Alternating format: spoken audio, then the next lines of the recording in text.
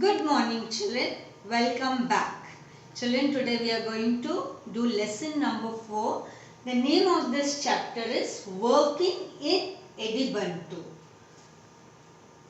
Children, in this chapter we are going to learn Introduction to Linux operating system, Edubuntu and its components.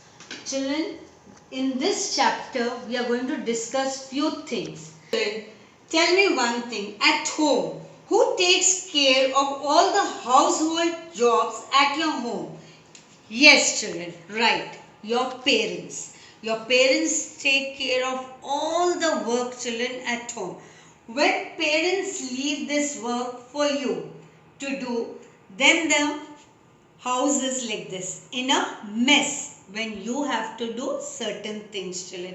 In the same way, children, like our parents take care of our work in computer, in this program, Edubuntu takes care of few things, children, like our parents. That is, an operating system is the first software that gets loaded into the computer memory when we turn the machine on. This process is called booting. Children, just the way parents take care of all the things, in the same way the operating system takes care of the computer work, children. Linux. Linux is operating system.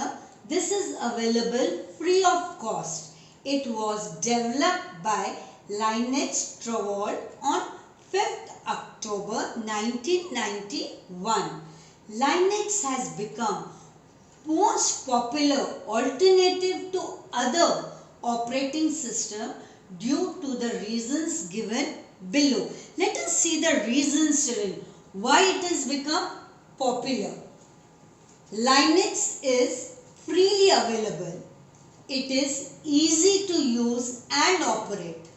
It allows the user to work on many programs at the same time.